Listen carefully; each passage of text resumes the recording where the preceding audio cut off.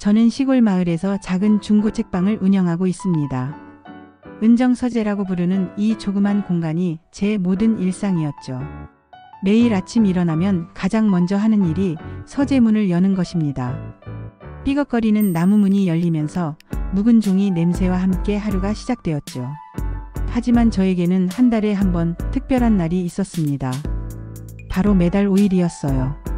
그날만큼은 다른 날과 완전히 달랐습니다. 아침 첫 기차가 지나가는 소리를 들으면 저는 마치 무언가에 이끌리듯 밖으로 나갔죠. 기차 소리는 언제 들어도 애틋했습니다. 철컥철컥거리는 소리가 점점 멀어지면 저는 천천히 걸음을 옮겼어요. 목적지는 마을 끝자락에 있는 낡은 공중 전화박스였습니다. 21번이라는 숫자가 희미하게 새겨진 그 박스 말이죠. 그곳에 도착하면 저는 항상 똑같은 일을 했습니다. 수화기를 들고는 아무 말도 하지 않았어요. 그냥 3분 동안 침묵을 지켰습니다. 왜 그러는지 스스로도 정확히 알 수 없었죠. 하지만 그 시간이 필요했습니다. 처음에는 단순한 습관이라고 생각했어요. 아니면 혹시 치매가 오는 건 아닐까 걱정도 했죠. 60대가 되니 모든 게 의심스러웠습니다. 하지만 그건 아니었어요. 제 머리는 여전히 멀쩡했고 책방 운영도 잘하고 있었거든요. 그런데 어느 날부터 누군가 저를 지켜보고 있다는 걸 느꼈습니다. 처음엔 착각인 줄 알았어요. 하지만 계속 그런 시선이 느껴졌죠. 돌아보면 아무도 없었지만 분명히 누군가 있었습니다. 며칠 후 그 정체를 알게 됐어요. 마을에 사는 젊은 청년이었습니다. 20대 후반쯤 되어 보이는 깔끔하게 생긴 남자였죠. 저를 본 그가 조심스럽게 다가왔어요. 할머니, 매달 5일마다 여기 오시는 이유가 있으세요? 그의 질문에 저는 당황했습니다. 어떻게 대답해야 할지 모르겠더군요. 사실 저 자신도 정확한 이유를 몰랐거든요. 그냥 습관 같은 거예요. 어색하게 웃으며 대답했지만 청년의 눈빛은 여전히 궁금해 보였습니다. 그는 더 묻지 않았지만 저는 왠지 불편했어요. 누군가에게 들킨 기분이었죠. 그날 이후로도 청년을 가끔 마주쳤습니다. 마을이 작다 보니 피할 수도 없었어요. 그런데 이상하게도 그를 볼 때마다 묘한 기분이 들었습니다. 마치 어디선가 본 듯한 느낌이었죠. 특히 그가 웃을 때면 더욱 그랬어요. 어디선가 본 미소 같았습니다. 하지만 기억이 나지 않았죠. 나이가 들어서 그런가 싶기도 했어요. 어느 날 오후 청년이 제 책방 앞을 지나가는 걸 봤습니다. 잠시 멈춰서더니 창문 너머로 안을 들여다보더군요. 저와 눈이 마주치자 어색하게 고개를 숙이고는 지나갔어요. 그 모습을 보니 왠지 마음이 아팠습니다. 별일 아닌 것 같은데 이상하게 가슴이 먹먹했어요. 마치 무언가 중요한 걸 잊고 있는 것 같은 기분이었죠. 그날 밤 잠이 오지 않았습니다. 자꾸 청년의 얼굴이 떠올랐어요. 그리고 매달 5일의 그 침묵이 무엇을 의미하는지 궁금해졌습니다. 분명히 이유가 있을 텐데 도대체 뭘까요? 새벽이 되어서야 겨우 잠들 수 있었어요. 꿈속에서도 공중 전화박스가 나왔습니다. 하지만 이번엔 수화기 너머에서 누군가의 목소리가 들렸어요. 아주 희미하지만 분명한 목소리였죠. 다음날 아침 저는 서재 정리를 시작했습니다. 평소보다 일찍 일어났는데 잠이 잘 오지 않았거든요. 계속 어젯밤 꿈이 머릿속을 맴돌았어요. 서재 한쪽 구석에는 오래된 물건들을 쌓아둔 공간이 있었습니다. 주로 제가 젊었을 때 쓰던 것들이었죠. 한참 동안 손도 대지 않았던 곳이었어요. 그런데 오늘은 왠지 그곳을 정리하고 싶었습니다. 마치 무언가 찾아야 할 것이 있는 것 같은 기분이었어요. 먼지가 수북이 쌓인 상자들을 하나씩 열어봤죠. 첫 번째 상자에는 오래된 사진들이 들어 있었습니다. 대학교 때 찍은 사진들이 대부분이었어요. 젊은 시절의 제 모습을 보니 새삼 세월이 많이 흘렀다는 생각이 들었습니다. 두 번째 상자를 열었을 때였어요. 그 안에서 낡은 카세트 녹음기를 발견했습니다. 너무 오래되어서 겉면이 누렇게 변색되어 있었죠. 손에 잡히는 무게감이 묵직했어요. 아, 이런 게 있었구나. 혼잣말을 하며 녹음기를 들여다봤습니다. 예전에 즐겨 쓰던 것 같은데 언제부터 여기 있었는지 기억이 나지 않더군요. 건전지 칸을 확인해보니 완전히 부식되어 있었어요. 새 건전지를 사러 나갔다 와서 끼워봤습니다. 다행히 아직 작동했어요. 오래된 기계 특유의 웅웅거리는 소리와 함께 전원이 켜졌죠. 그런데 이상했습니다. 테이프가 이미 들어가 있었어요. 언제 넣었는지 전혀 기억나지 않았죠.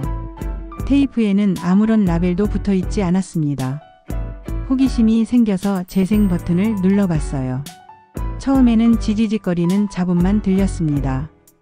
그러다가 갑자기 목소리가 들렸어요. 은정아. 깜짝 놀라서 녹음기를 떨어뜨릴 뻔했습니다. 제 이름을 부르는 목소리였거든요. 그런데 그 목소리가 낯설지 않았어요. 어디선가 들어본 것 같았죠. 이 목소리를 듣고 있다면 난 아직 기다리고 있어. 남자의 목소리였습니다. 나이는 젊어 보였어요. 20대 후반 정도? 목소리에 애틋함이 묻어 있었죠. 마치 간절히 누군가를 그리워하는 것 같았어요. 테이프는 그게 전부였습니다. 짧은 메시지 뒤로는 다시 잡음만 들렸어요. 하지만 그 몇 마디가 제 마음을 완전히 뒤흔들었습니다. 정진우. 갑자기 그 이름이 튀어나왔어요. 왜 그런지 모르겠지만 분명히 그 목소리의 주인은 정진우였습니다. 대학교 동아리 선배였던 정진우 말이죠. 그런데 1983년 이후로 한 번도 만나지 못했던 사람이었어요. 아니, 정확히 말하면 마지막으로 편지 한 통을 받고는 연락이 끊겼죠. 손이 떨렸습니다. 40년이 넘은 시간이 단숨에 사라지는 기분이었어요. 다시 테이프를 재생해봤지만 같은 내용이 반복될 뿐이었죠. 녹음기와 함께 상자 바닥에서 작은 메모 한 장을 발견했습니다. 누렇게 바랜 종이에 연필로 쓴 글씨였어요. 전화박스 21번 매달 5일 내가 와줬으면 좋겠어. 메모를 본 순간 온몸에 소름이 돋았습니다. 21번 전화박스라니. 바로 제가 매달 5일마다 가던 그곳이었어요. 우연일 리 없었죠. 그제야 깨달았습니다. 제가 매달 5일마다 그곳에 가는 이유를 말이에요. 분명히 무의식 중에 기억하고 있었던 거예요. 정진우와의 약속을 말입니다. 하지만 여전히 의문이 남았어요. 대체 무슨 일이 있었던 걸까요? 왜 40년 동안 연락이 끊어졌을까요? 그리고 이 테이프는 언제 녹음된 걸까요? 그날 저녁 계속 테이프를 재생했습니다. 몇 번을 들어도 같은 내용이었지만 들을 때마다 가슴이 먹먹해졌어요. 정진우의 목소리에는 분명히 그리움이 담겨 있었거든요. 밤늦게까지 옛날 일을 떠올려 봤습니다. 대학교 때 동아리 활동을 하던 시절이요. 정진우는 기타를 잘 쳤고 저는 시 낭독을 즐겨 했었죠. 둘 다 문학을 사랑했어요. 그런데 왜 헤어지게 됐을까요? 기억이 명확하지 않았어요. 다만 마지막에 받은 편지 한 통만이 어렴풋이 떠올랐죠. 그 편지 내용도 정확히 기억나지 않았어요. 새벽이 되어서야 잠들었습니다. 내일은 또 다른 단서를 찾아봐야겠다고 생각하면서 말이에요. 분명히 더 많은 이야기가 숨어 있을 것 같았거든요. 다음 날 아침 저는 일찍 일어나 오래된 앨범을 뒤적였습니다. 정진우와 함께 찍은 사진을 찾고 싶었거든요. 몇 장의 사진 속에서 그를 찾을 수 있었어요. 기타를 메고 있는 모습이었습니다. 정말 밝은 미소였죠. 사진을 보니 기억이 조금씩 되살아났어요. 우리가 어떻게 만났는지, 어떻게 가까워졌는지 말이에요. 1982년 봄이었습니다.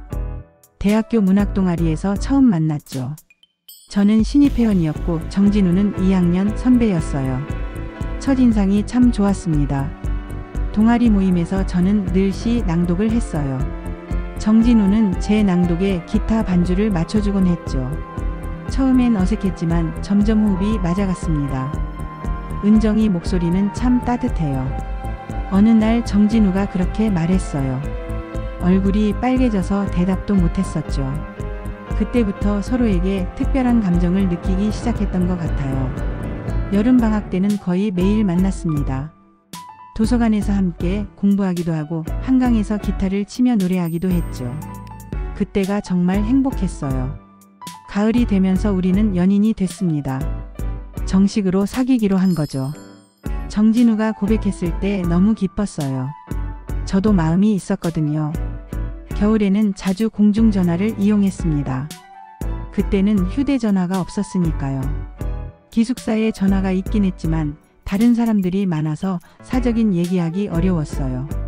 마을에 있던 21번 전화박스가 우리만의 비밀스러운 장소였습니다. 정진우는 늘 그 번호로 전화했어요. 제가 그곳에서 기다리고 있으면 시간 맞춰 전화가 왔죠. 여보세요, 은정아? 정진우의 목소리를 들으면 늘 마음이 두근거렸어요. 1시간씩 통화하기도 했습니다.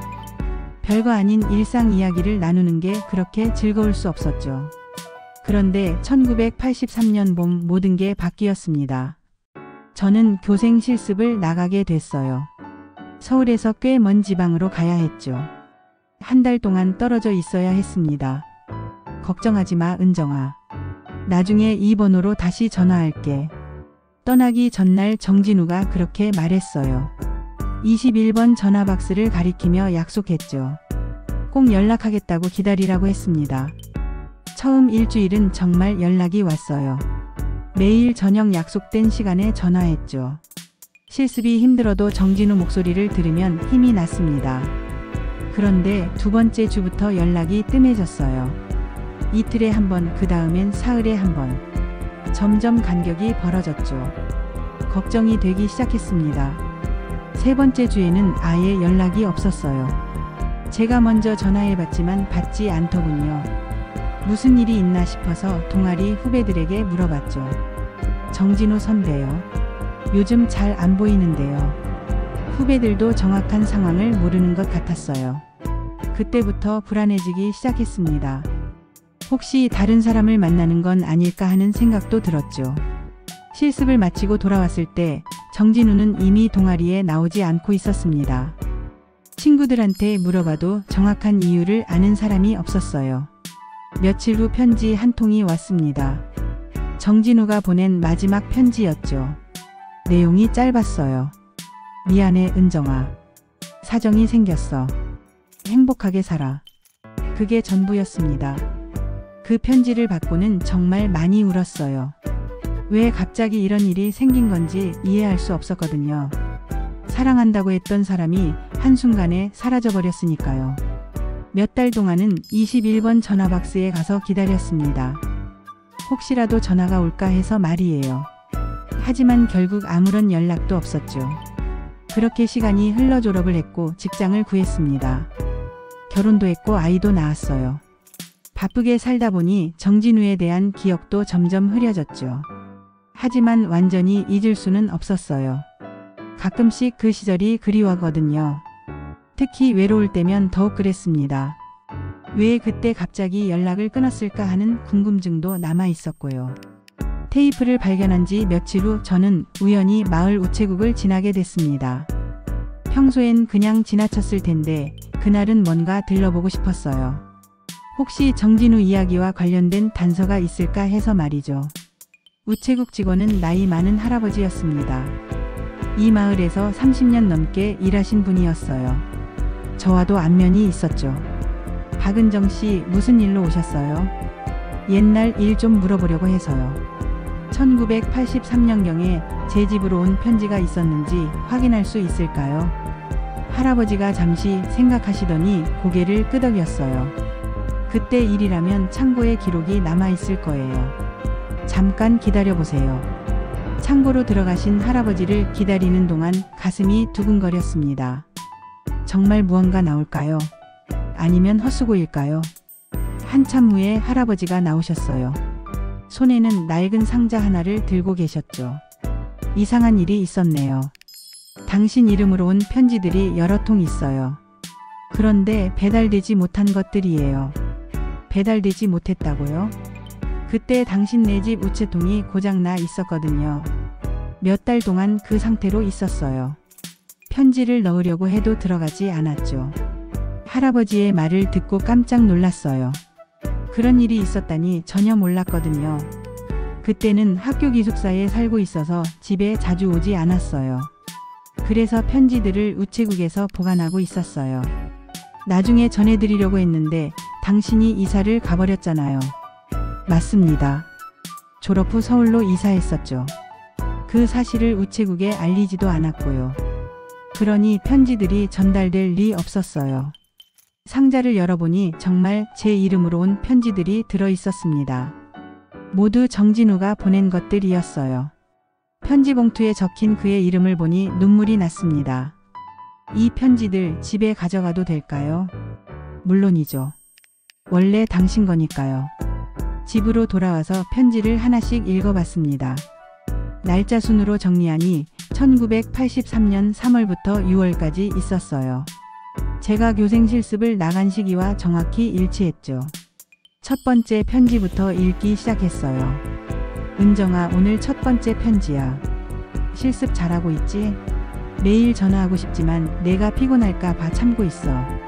편지로라도 마음을 전하고 싶어.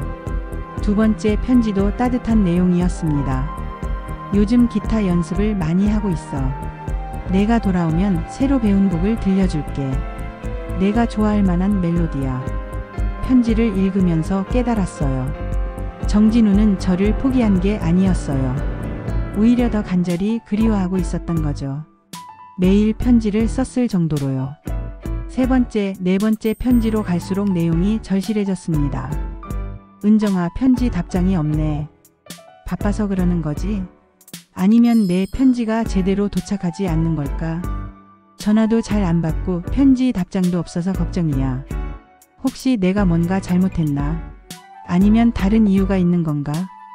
읽으면서 가슴이 아팠어요. 정진우가 얼마나 답답했을지 상상이 갔거든요.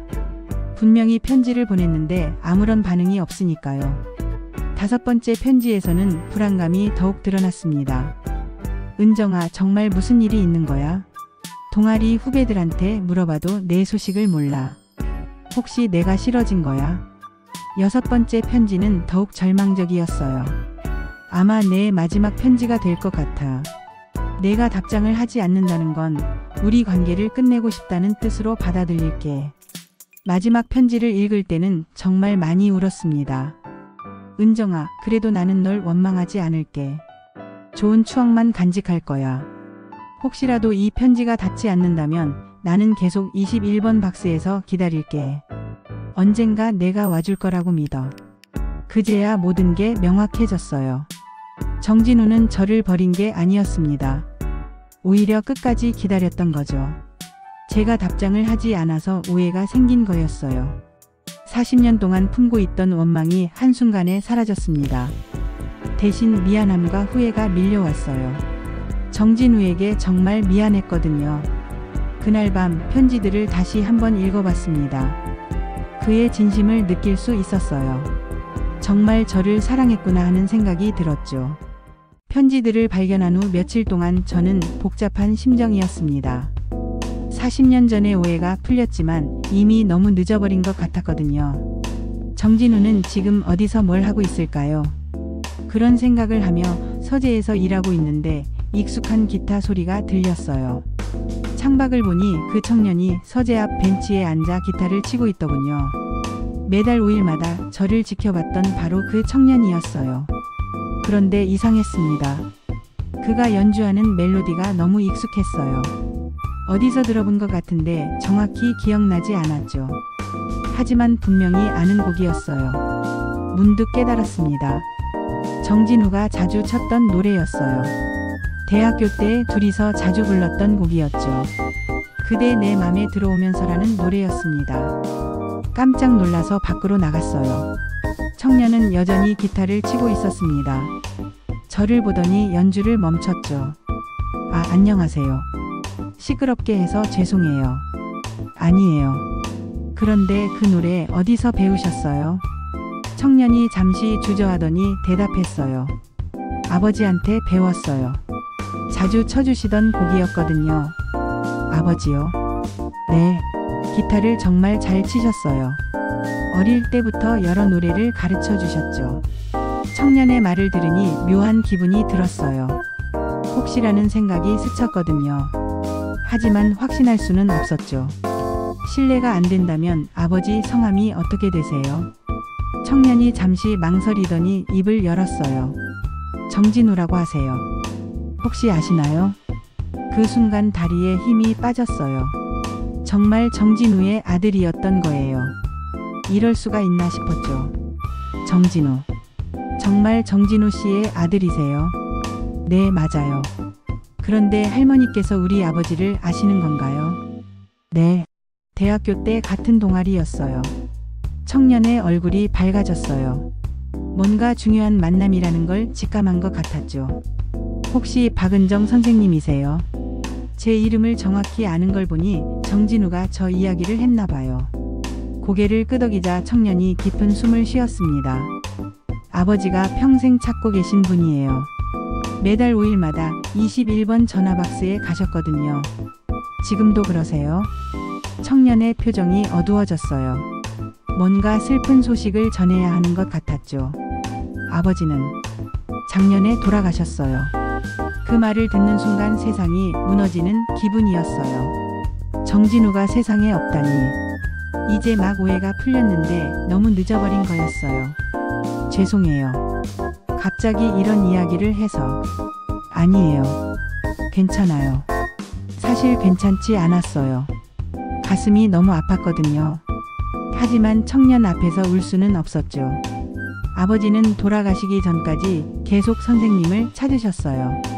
매달 5일마다 그 전화박스에 가서 전화를 거셨죠. 전화를요? 네.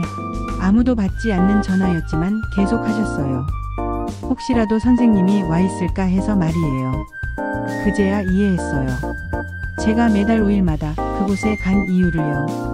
무의식 중에 정진우의 마음을 느끼고 있었던 거였어요. 선생님도 그곳에 가셨다고 들었어요. 마을 사람들이 봤거든요. 네. 왜 그랬는지 모르겠지만 계속 가고 있었어요. 아버지가 말씀하셨어요. 진정한 사랑은 시간과 공간을 뛰어넘는다고요. 분명히 은정이가 자신의 마음을 느끼고 있을 거라고요. 청년의 말에 눈물이 났어요. 정진우는 끝까지 저를 믿고 있었던 거였어요. 40년 동안 한 번도 포기하지 않았던 거죠. 아버지가 선생님께 전해달라고 하신 게 있어요. 청년이 가방에서 무언가를 꺼냈어요. 오래된 녹음기였습니다. 제가 발견했던 것과 똑같은 모델이었죠. 이것도 아버지 거예요. 마지막 메시지가 들어있다고 하셨어요. 청년이 건넨 녹음기를 받아든 순간 손이 떨렸습니다. 정진우의 마지막 메시지라니. 과연 어떤 말이 들어있을까요? 언제 녹음하신 건가요? 돌아가시기 한 달 전쯤이었어요. 몸이 많이 안 좋으셨는데도 꼭 녹음하겠다고 하셨죠. 청년의 목소리에도 애틋함이 묻어 있었어요. 아버지를 정말 사랑했다는 걸 느낄 수 있었죠. 혼자 들어보시는 게 좋을 것 같아요. 저는 잠시 나가 있을게요. 아니에요. 함께 들어요. 당신도 아버지의 아들이니까요. 청년이 고맙다는 듯 미소를 지었어요. 그리고 조심스럽게 재생 버튼을 눌렀습니다. 처음엔 기침 소리가 들렸어요. 아픈 사람의 기침이었죠. 그러다가 익숙한 목소리가 나왔습니다. 은정아. 이 목소리가 내게 닿기를 바라. 예전보다 많이 늙은 목소리였어요. 하지만 여전히 따뜻했죠. 40년이 지났는데도 변하지 않은 온기가 있었어요. 아마 내가 먼저 떠날 것 같아. 몸이 많이 안 좋거든. 하지만 후회는 없어. 잠시 멈췄다가 계속 이어졌어요. 40년 동안 널 기다렸지만 한 번도 원망한 적 없어. 오히려 고마웠어. 내 덕분에 사랑이 뭔지 알 수 있었거든. 목소리가 점점 가늘어졌어요. 말하기 힘든 상태인 것 같았죠. 혹시 이 메시지를 듣는다면 난 아직 널 원망하지 않는다는 걸 알아줘. 그 다음 말에 가슴이 찢어지는 것 같았어요. 그리고 고마워 은정아. 매달 5일마다 그곳에 와줘서. 내가 있다는 걸 느낄 수 있었어. 정진우는 알고 있었던 거예요. 제가 그곳에 간다는 걸 말이에요. 어떻게 알았을까요? 마지막으로 하고 싶은 말이 있어. 널 사랑했어, 은정아. 지금도 사랑하고 있어. 기침 소리가 더 심해졌어요. 그러다가 조용해졌죠. 내 목소리 들려줘서 고마워. 그것이 정진우의 마지막 말이었습니다. 테이프는 그렇게 끝났어요. 청년과 저는 한동안 아무 말도 하지 못했어요. 둘 다 울고 있었거든요. 정진우의 마지막 인사가 너무 슬펐어요. 아버지는 정말 선생님을 사랑하셨어요. 청년이 먼저 입을 열었어요. 저도 정진우 씨를 정말 사랑했어요. 아버지가 그 사실을 알고 계셨을 거예요. 매달 5일마다 21번 박스에 가보시면 누군가 다녀간 흔적이 있었다고 하셨거든요. 흔적이요? 발자국이나 작은 물건들이요. 아버지는 그게 선생님이라고 확신하셨어요. 그제야 기억났어요. 가끔 그곳에서 작은 돌멩이를 주워왔던 일이 있었거든요. 무의식적인 행동이었는데 정진우는 그런 것까지 알아챘던 거예요. 아버지는 마지막까지 행복하셨어요. 선생님과의 사랑을 후회하지 않으셨거든요. 저는 후회해요. 왜 그때 더 적극적으로 찾지 않았을까요? 아버지 말씀으로는 진정한 사랑은 상대방의 선택을 존중하는 거라고 하셨어요. 선생님이 연락하지 않는 건 그만한 이유가 있을 거라고 믿으셨죠. 정진우는 끝까지 저를 이해하려고 했던 거였어요. 제가 답장하지 않은 이유도 나름대로 해석했겠죠. 아마 제가 다른 사람을 만났거나 아니면 그냥 마음이 바뀌었다고 생각했을 거예요. 편지를 못 받았다는 걸 아셨을까요? 모를 거예요. 아버지는 끝까지 자신이 버림받았다고 생각하셨어요. 하지만 원망하지는 않으셨죠. 그 말이 더욱 가슴을 아프게 했어요. 정진우는 오해한 채로 세상을 떠났던 거였어요. 진실을 알았다면 얼마나 기뻤을까요? 지금이라도 늦지 않았어요. 아버지는 분명히 알고 계실 거예요. 청년이 위로해줬지만 여전히 마음이 무거웠어요. 40년이라는 시간을 되돌릴 수는 없었거든요. 그날 밤 계속 정진우의 마지막 음성을 들었습니다. 들을 때마다 새로운 의미가 느껴졌어요. 그의 사랑이 얼마나 깊었는지 알 수 있었죠. 다음 날이 마침 5일이었습니다. 40년 넘게 지켜온 약속의 날이었죠. 하지만 이번엔 다른 마음으로 그곳에 가게 됐어요. 아침 첫 기차가 지나간 후 저는 천천히 21번 전화박스로 향했습니다. 청년도 함께 왔어요. 아버지와의 마지막 인사를 지켜보고 싶다고 했거든요. 전화박스에 도착하니 마음이 복잡했어요. 40년 동안 이곳에서 침묵으로 일관했는데 오늘은 달랐죠. 할 말이 너무 많았거든요. 수화기를 들었습니다. 평소와 똑같은 무음 상태였어요. 하지만 이번엔 그 침묵이 다르게 느껴졌죠. 정진우. 처음으로 그의 이름을 불러봤어요. 목소리가 떨렸습니다. 잘 들리니? 물론 대답은 없었어요. 하지만 왠지 들리는 것 같았죠. 나도 미안했어. 정말 미안했어. 눈물이 나기 시작했어요. 40년 동안 하지 못했던 사과였거든요. 내 편지들 어제서야 받았어. 우체통이 고장나서 못 받았던 거였어. 수화기 너머는 여전히 조용했지만 저는 계속 이야기했어요. 너를 버린 게 아니었어. 답장을 못한 것도 그 때문이었어. 청년이 뒤에서 조용히 지켜보고 있었어요. 아버지를 대신해서 들어주는 것 같았죠. 내가 매달 여기서 기다렸다는 것도 이제 알았어. 나도 모르게 여기 오고 있었는데 아마 내 마음을 느꼈던 것 같아. 그제야 깨달았어요. 제가 매달 5일마다 이곳에 온 이유를 말이에요. 정진우와의 약속을 무의식 중에 기억하고 있었던 거였어요. 이제야 내 약속을 들었어. 40년 늦었지만 목이 메어서 더 이상 말할 수 없었어요. 하지만 전하고 싶은 말이 아직 많았죠. 너를 정말 사랑했어, 정진우야. 지금도 사랑하고 있어. 그 순간 바람이 불었어요. 마치 정진우가 대답하는 것 같았죠. 나뭇잎들이 바스락거리는 소리가 그의 목소리처럼 들렸어요. 행복했어. 너와 함께했던 그 시간들이 내 인생에서 가장 아름다운 순간들이었어. 청년이 다가와서 제 어깨에 손을 올렸어요. 아버지를 대신해서 위로해 주는 것 같았죠. 미안해, 정진우야. 진짜 미안해. 한참 동안 울었어요. 40년 동안 참았던 눈물이 한꺼번에 쏟아졌죠. 이제 편히 쉬어. 나도 너를 잊지 않을게. 수화기를 내려놓으니 마음이 한결 가벼워졌어요. 드디어 정진우에게 진심을 전할 수 있었거든요. 선생님, 아버지가 들으셨을 거예요. 청년이 조용히 말했어요. 그럴까요? 네, 분명히 들으셨을 거예요. 그리고 용서해 주셨을 거고요. 고마워요. 정말 고마워요. 그날 이후로 21번 전화박스는 더 이상 슬픈 곳이 아니었어요. 정진우와의 아름다운 추억이 있는 곳이 됐죠. 청년은 그날부터 자주 서재에 놀러 왔어요. 아버지 이야기를 더 들려주고 저도 옛날 이야기를 들려줬죠. 마치 정진우가 살아있는 것처럼 느껴졌어요. 정진우의 진실을 알게 된 후 저는 서재 한쪽에 특별한 공간을 만들기로 했습니다. 우리의 이야기를 정리해서 작은 전시 공간을 만드는 거였어요. 청년이 도와줬습니다. 함께 정진우와 저의 사진들, 편지들, 그리고 녹음기를 정리했죠. 모든 것이 소중한 추억이었어요. 이런 공간을 만드시는 이유가 있으세요? 사랑의 진실을 사람들에게 보여주고 싶어서요. 오해 때문에 엇갈린 사랑이지만 그 마음만큼은 진실했거든요. 벽면에는 정진우가 자주 쳤던 기타의 사진을 걸었어요. 청년이 가져온 것이었죠. 그 옆에는 제가 즐겨 읽던 시집들을 놓았어요. 가장 중앙에는 2개의 녹음기를 놓았습니다. 하나는 제가 발견한 것이고 다른 하나는 정진우의 마지막 메시지가 담긴 것이었어요. 2개 모두 우리 사랑의 증거였죠.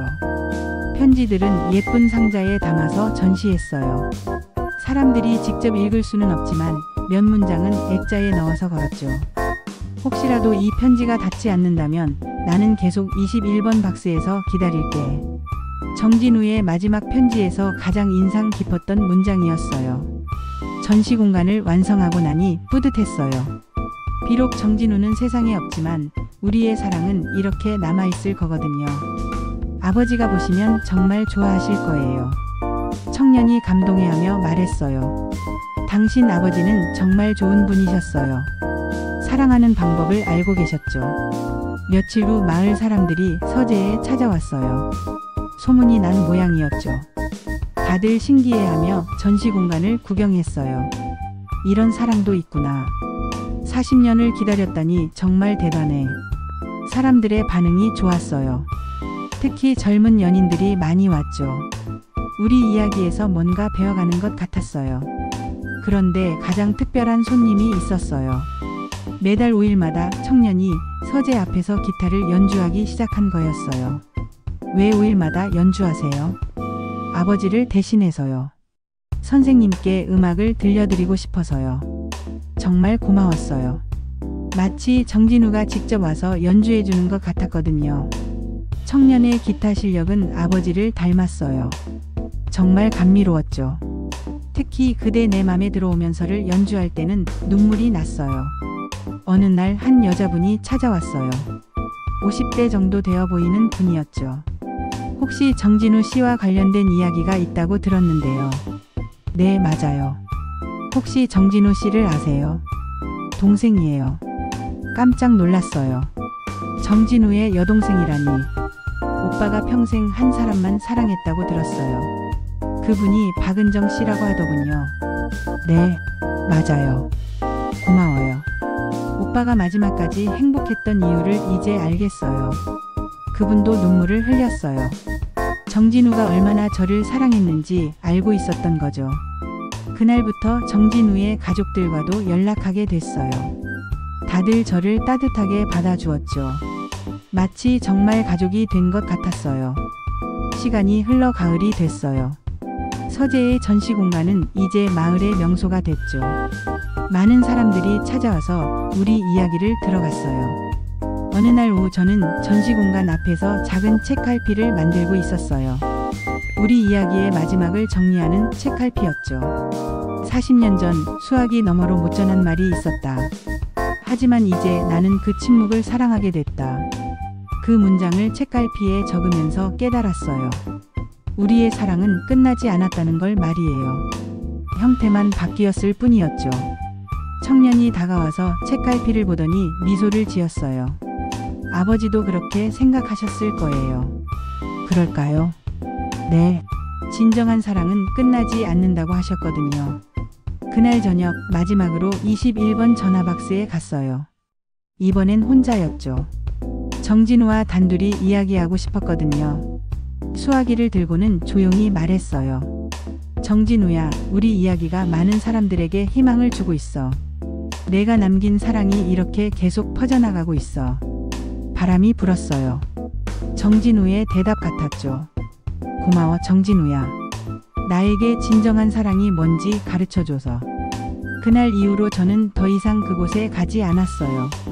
할 말을 다 했거든요. 대신 매일 서재에서 우리의 이야기를 사람들에게 들려줬죠.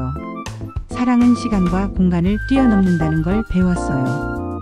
비록 40년 늦었지만 우리의 마음은 결국 만날 수 있었거든요. 지금도 청년은 매달 5일마다 와서 기타를 쳐줘요. 정진우의 사랑을 계속 이어가고 있는 거죠.